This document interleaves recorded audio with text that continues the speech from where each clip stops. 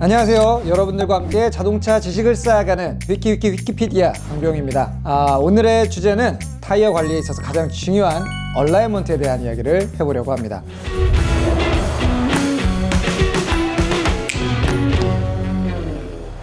자, 여러분들 얼마나 자주 본인 차량의 얼라이먼트 보고 계신가요? 저만 해도 생각보다 그렇게 자주 얼라이먼트를 보러 가지는 않는 것 같습니다.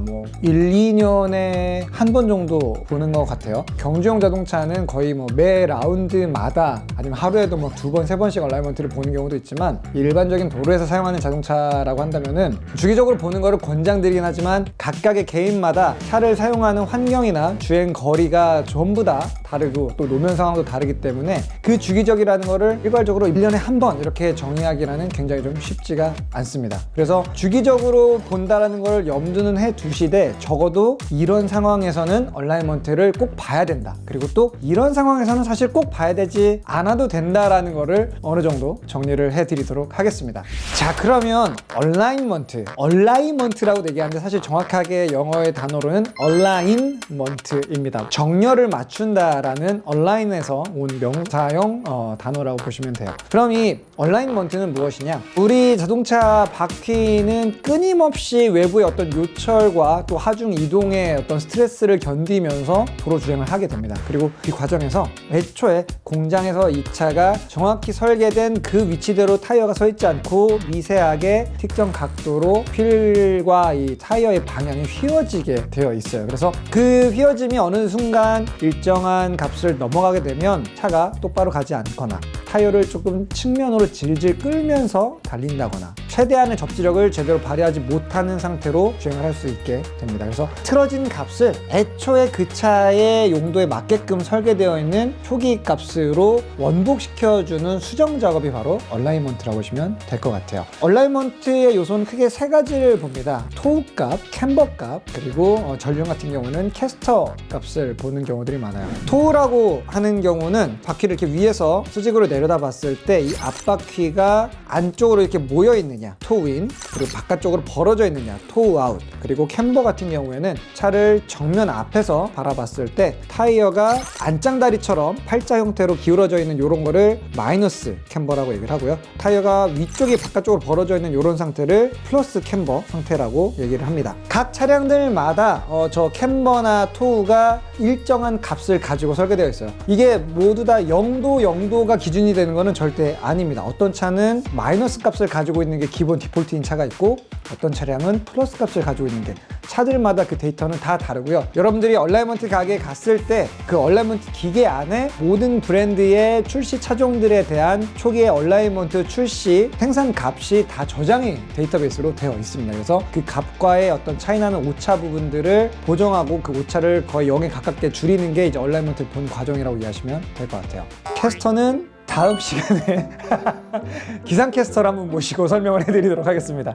자, 그러면 이제 과연 어떤 경우에는 얼라이먼트를 꼭 봐야 되고 어떤 경우에는 안 봐도 되는 것이냐에 대한 질문입니다. 가장 대표적인 경우는 타이어가 이제 다 닳아서 신품으로 바꾸는 경우입니다. 자, 타이어를 신품으로 바꿨는데 얼라이먼트를 필수적으로 봐야 할까요? 사실 타이어를 교체하는 것만으로는 원래 그 차가 지금 가지고 있는 얼라이먼트 값을 변화시키는 요소가 없습니다. 그렇기 때문에 헌타이어를 빼기 직전 상황이 얼라이먼트가 정상값이었다고 한다면은 타이어를 교체한 이후에는 굳이 얼라이먼트를 새로 보실 필요가 없어요. 하지만 헌타이어를 빼낼 때 얼라이먼트를 본 지가 언제인지 기억도 안 날 만큼 오래된 상태로 차가 방치가 되어 있었다고 한다면 아무래도 얼라이먼트를 한번 보고 확실히 마음의 평안을 얻으면서 타이어의 편마모도 맞고 신품을 더 오래 쓸 수 있는 이러한 정비를 하시는 게 더 합리적인 방법이라고 볼 수가 있는 거죠. 그리고 바퀴 쪽에 관련된 작업을 할 때 휠을 탈착을 하면 무조건 얼라이먼트를 새로 봐야 하느냐? 아닙니다. 얼라이먼트를 관장하는 요소는 엄밀히는 이 서스펜션 지오메트리를 구성하고 있는 암이나 너클 링크들의 변화가 있을 때에만 얼라이먼트 값이 변화가 된다고 보시면 돼요. 그래서 브레이크 디스크나 브레이크 패드를 가는 이런 작업들이라고 한다면은 근본적으로 이 얼라이먼트 값을 변화시키는 작업이 아닙니다. 그래서 작업 전에 얼라이먼트가 정상이었다면 패드 교환이나 브레이크 관련된 작업을 한 이후에 굳이 얼라이먼트를 새로 볼 필요가 전혀 없다라는 된다라는 거죠. 하지만 쇼크업소버를 교체했다라고 한다면은 그 쇼크업소버를 탈거하는 과정에서 서스펜션의 지오메트리의 일부 구성 컴포넌트를 분해할 확률이 거의 90% 이상입니다. 그렇기 때문에 이런 쇼크업소버가 노후해서 아니면 스프링을 교체했다 이런 작업이 들어가는 경우에는 무조건 얼라이먼트를 새로 보시는 게 맞을 것 같아요. 자, 그리고 정비가 아니라 사고로 인한 수리, 예를 들어 휠을 연석에다가 아주 심하게 긁었다, 외력에 의해서 바퀴나 타이어를 힘을 이렇게 가하는 그러한 어떤 사고가 났다라고 한다면은 얼라이먼트를 한번 꼭 봐주는 게 좋겠죠. 이게 바퀴가 외력에 의해서 틀어진 게 가끔 눈으로 확인이 안 될 수도 있어요. 왜냐면 0. 몇 도, 1도 이 정도의 변화는 아주 예민한 관찰력을 갖고 계신 분이 아니라면은 사실 잘 눈에 들어오지 않는 범위의 변화입니다. 그렇지만 실제 주행에서는 그 1도의 차이가 굉장히 큰 차이를 만들어 수 있습니다. 타이어가 1도가 벌어지면 전체적인 주행 품질이 굉장히 저하되고 또 타이어 자체의 마모 속도도 훨씬 더 빨라질 수가 있어요. 그래서 바퀴 쪽에 직접적인 연관된 데미지를 받은 경우라면은 꼭 얼라이먼트 확인은 다시 하시는 게 좋을 것 같습니다. 그리고 이런 사고도 없었고 바퀴 쪽이나 서스펜션 쪽 관련된 어떤 정비도 하지 않았는데 얼라이먼트가 필요한 경우도 있죠.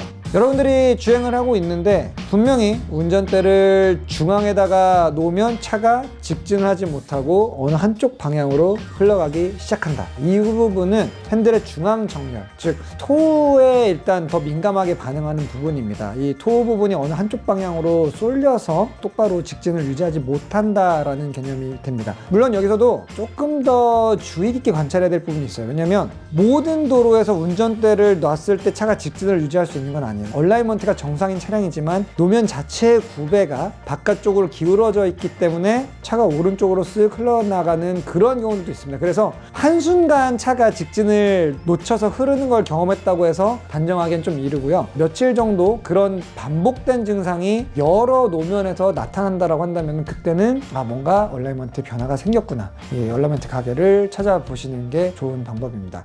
이것도 있어요. 특정 속도로 올라갔는데 운전대가 덜덜덜 떨린다, 아니면 브레이크를 밟았더니 뭔가 압박해서 진동이 느껴진다. 얼라이먼트를 보러 가야 되나요? 사실 이런 경우라면 얼라이먼트보다는 그 외적인 요소에 관련된 문제일 확률이 큽니다. 가장 먼저 의심해 볼 수 있는 거는 휠 밸런스 관련된 부분이에요. 이거는 이제 보통 타이어를 교체할 때 휠에다가 타이어를 마운팅한 후에 그 전체 유닛에 대해서 원주에 따라서 무게가 일정하게 되어 있는지 납을 붙여가지고 웨이트를 붙여서 그 무게를 균형을 잡아주는 작업을 하는데, 주행하다 보면 그 납이 점착력이 약해져서 떨어지는 경우들도 있을 수 있고, 아니면 타이어의 고무가 마모되면서 맞춰놨던 균형점이 틀어져서 진동이 발생되는 경우가 있습니다. 그래서 특정 속도나 브레이크를 쓸 때 진동이 난다 한다면은 휠 밸런스 혹은 브레이크 디스크의 변형 쪽을 의심해보는 쪽이 얼라이먼트를 의심하는 것보다는 보다 합리적인 추측이 될 것 같아요. 얼라이먼트는 기본적으로 4개 타이어의 정렬을 확인을 하게 됩니다. 그리고 전륜 타이어의 어떤 각도 보정에 대해서의 웨이트가 조금 더 높기는 하죠. 그리고 서스펜션의 구조가 링크가 많아지고 복잡해지고 좀 더 비싼 컴포넌트를 쓰게 될수록 각각의 각도를 세밀하게 조정할 수 있는 편의도도 올라가게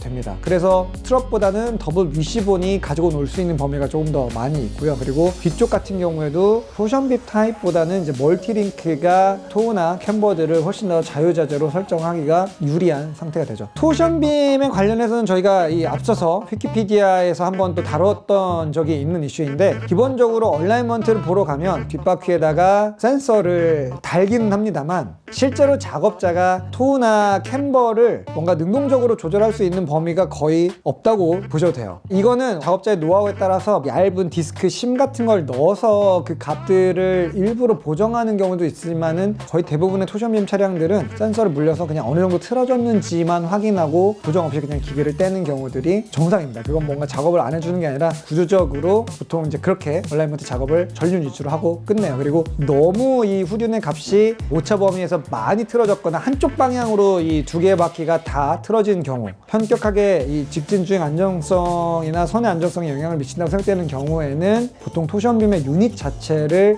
신품으로 통으로 교체하는 이러한 작업 방법을 쓰게 됩니다. 반면에 멀티링크나 더블 위시본을 쓰고 있는 후륜 타입 같은 경우에는 보다 더 정밀하게 토우 값이나 캠버 값들을 컨트롤을 할 수 있는 것도 작업자가 훨씬 더 편하게 접근할 수 있게 되는 거죠. 자, 그리고 이제 이 번외로 좀 재밌는 거, 보통은 얼라이먼트 가게에서는 그 레이저 센서를 이용해서 바퀴가 틀어져 있는 정도를 확인하는데, 레이스가 열리는 경기장에서도 저희가 수시로 이 얼라이먼트를 보고 의도한 대로 좀 세팅을 바꾸는 경우들도 있거든요. 근데 그럴 때마다 그런 레이저 스캔 장비를 들고 다닐 수가 없습니다. 그래서 레이싱팀 미케닉들은 실과 자하나를 들고서 이 얼라이먼트를 봐요. 차체 옆으로 나란히 앞바퀴부터 뒷바퀴까지 실 하나를 연결을 한 다음에 그 실에서 타이어까지 떨어져 있는 거리를 자로 재면서 토우가 얼마나 틀어졌는지, 또 위아래의 거리를 봐서 캠버가 지금 어느 정도인지, 이런 것들을 측정하면서 보는데, 놀랍게도 실과 자를 가지고 재서 보는 게 그 첨단 장비들을 이용해서 보는 것보다 훨씬 더 정확하게 얼라이먼트 값을 보고 있다는 것도 굉장히 좀 재밌죠. 자, 이제 어느 정도 이 얼라이먼트에 관련된 궁금증, 고민들이 해결이 되셨나요? 마지막으로 한 가지 팁을 드리자면, 대부분 얼라이먼트의 기계들은 작업 전 수치 그리고 작업 후 수치를 이렇게 A4 용지로 출력해 줄 수 있는 기능들을 가지고 있습니다. 그러니까 꼭 얼라이먼트 작업을 보신 후에, 아니면 얼라이먼트 작업을 의뢰하실 때 끝나면 그 결과지를 하나 출력을 해 달라고 하십시오. 그래서 이전에 틀어졌던 각도가 얼마나 심각했었는지, 내가 이 정도 패턴으로 타면 어느 정도 얼라이먼트가 틀어지는지를 확인하는 그런 점도 있고요. 가끔 얼라이먼트를 제대로 안 보고 그냥 봤다고 출고하는 경우들도 있는데, 이렇게 아예 결과지를 요청하게 되면 그렇게 장난을 치는 경우들도 미연에 좀 방지할 수가 있으니까 이건 꼭 팁으로 알아주시면 좋을 것 같습니다. 자, 여러분들과 함께 자동차 지식을 쌓아가는 위키피디아, 이번 시간은 얼라이먼트에 대해서 알아봤고요. 다음 시간에 더 유익한 내용으로 찾아뵙도록 하겠습니다. 휘바